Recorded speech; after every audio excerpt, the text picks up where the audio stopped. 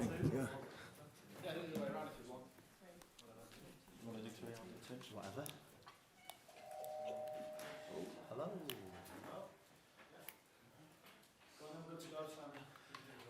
Jurgen, good morning. I'm told it's officially Global Scouse Day today, so happy Global Scouse Day. Thank you. Are you officially a Scouser now, would you say? No, not officially, I think, but half official, I think. When was it last week when I got the honor? The singer of You Never Walk Alone. He gave me that honor. Yeah, when I. If you want to see it like this, yeah. What does that mean? To you? I don't mean what does it mean, but just. Look, I really like to identify myself with the region I'm living in. When I started, when I was born, I was 100% a boy from that region. Spoke the dialect and all that stuff. I went to Mainz and to Frankfurt first, and then to Mainz to study, and I love that region until today. So went to Dortmund, which is completely different. Have friends there. And and now we are here and are here with 100%. So met so many nice people. There's no need to separate us from something. It's not that I'm used to all the things which are common here, but more and more. And I like it. It's just interesting and a nice thing to have. When we come here, we generally either arrive or certainly leave with a smile on our faces. You seem to be of that same way as well. That's a good thing. It's grey, it's miserable, your lads are working tirelessly to get to that ultimate goal. How do you keep this aura around Melwood? I think in the first place by not thinking about it. It's just how everybody of us want to have it. We want to have a surrounding where you feel really well, comfortable, needed, loved if you want. And that's what that's not what I create or whatever, that's what everybody creates here who works here. It's just a nice place. I hear that really often when people come here for some official things to do and go in our little restaurant, and how much they appreciate the way they get treated there.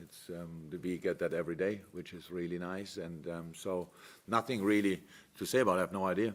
It's just by being ourselves and don't take ourselves too serious.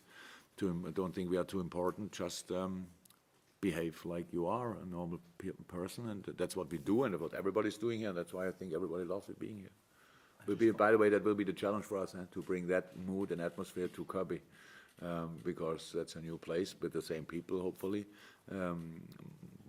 mostly for sure. And so that will be the challenge there.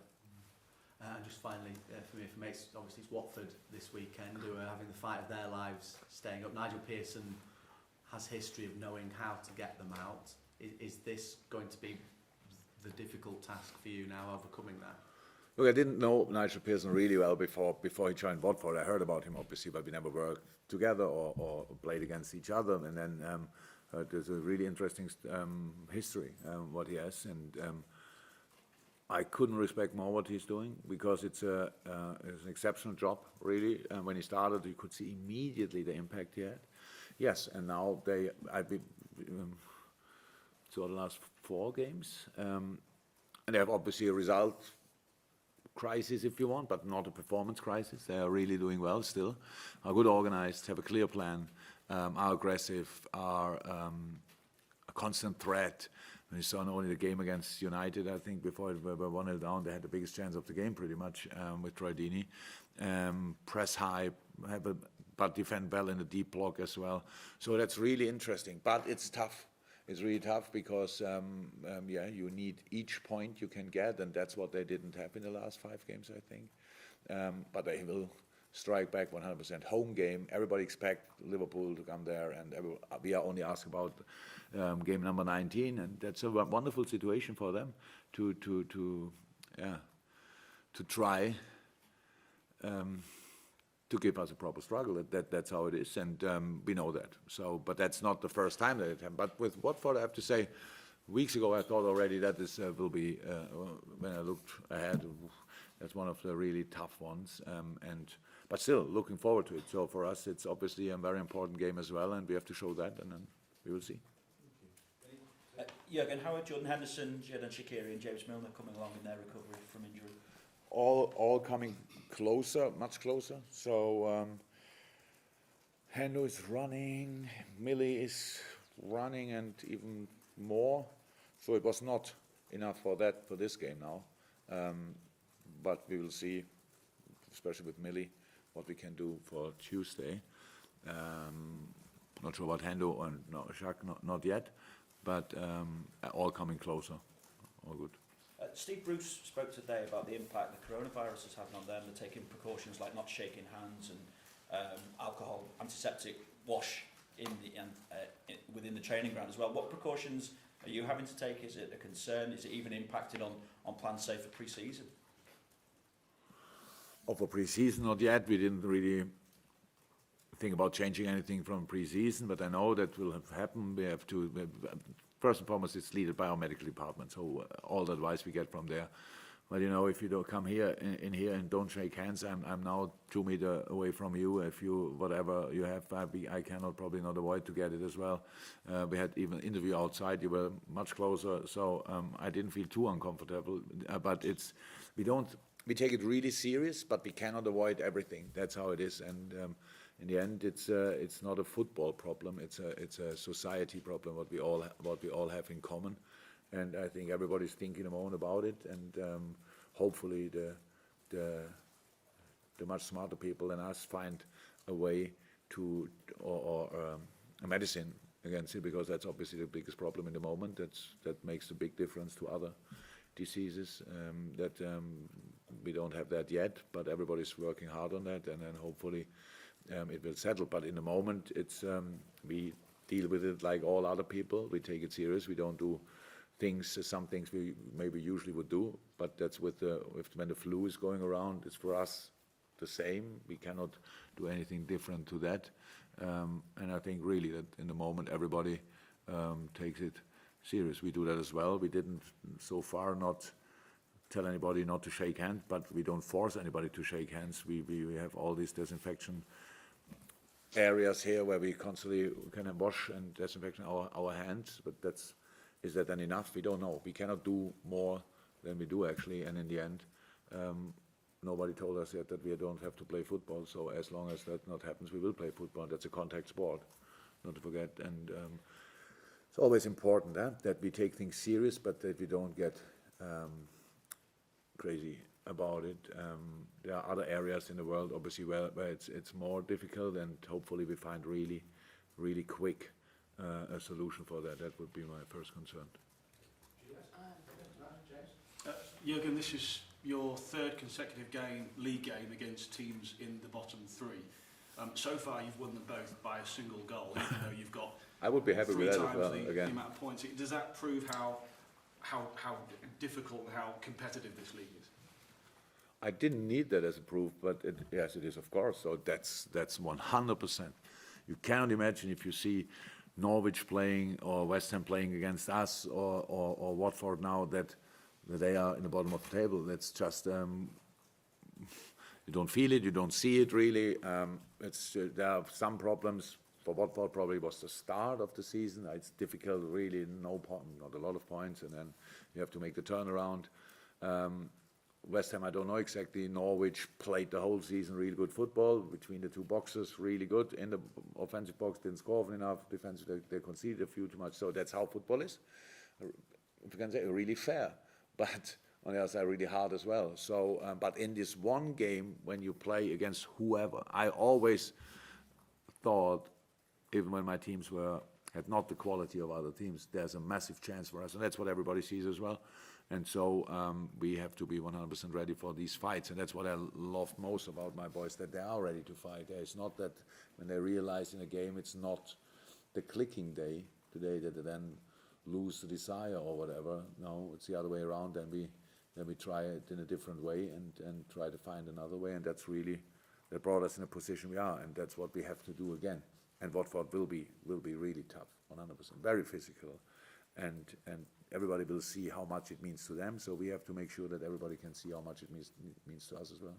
And just away from football, just wonder what you made of 6 of your squad making their acting debuts in a short film. Are you Hilarious. quitting football for a career in Hollywood? Yeah, not all of them maybe, but no, it's long ago that I was in a WhatsApp conversation that I'm the first one.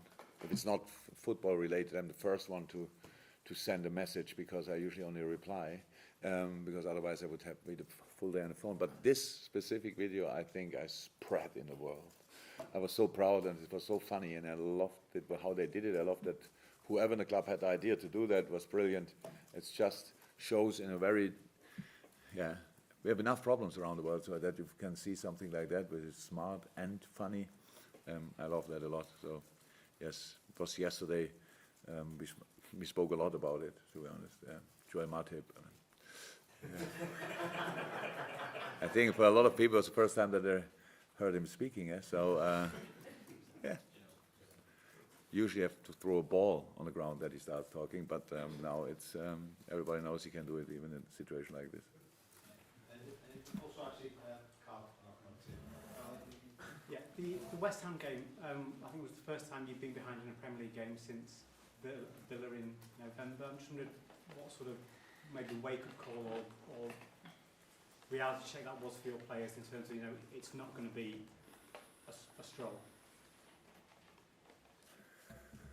I thought actually in this game, even especially when I watch it back, that in this moment, in this game, in this specific day, being 2-1 down helped us a little bit. Because the direction after that, a lot of things were different after that situation. Yes, we made a change as well, but that's in this game it just was 51st minute or so when we conceded a goal. So that's not. It's clear the game is not over. That has nothing to do with our situation. There are much more minutes to come where you can do things better and different. So yeah. I didn't know that it was the first time since Aston Villa. I don't need that really often, to be honest, but now we had it. The boys reacted well, and that's the only thing we have to know. That doesn't mean that we want to go one goal down now all the time to get started. It's just, it was just a situation on that day, and there's absolutely, I know that some people probably used the word, is it complacency? Yeah. That they saw glimpses of that. I didn't see that at all. So it's a long season and there are concentration level that drop, the concentration that can drop from time to time for us, for other teams, in games, between games, stuff like this. And how much the boys fight then for a result is just exceptional. So no fear about anything, but the other way, we don't take it for granted that we just will be 1 or 2 goals up. This game will be tough. I said it, 100%. You will see it. I don't want to say it, and then otherwise, then we will be in there 6-0. It will not happen. We just have to fight for each inch of grass in that game again. If we do that, we are difficult to play. If we are difficult to play, we have a chance to win. If we have a chance to win, we should use it. That's it. You started Naby in that game and then brought Ox on, and Ox made quite an impact when he came on. I'm just wondering, with Hendo out, there's that seemingly one midfield place available. How you see those two may be the ones who are mainly competing for it, and where Naby is. They don't compete against each other. Hopefully they don't see it like this. It's not like this. It's just they offer naturally different things.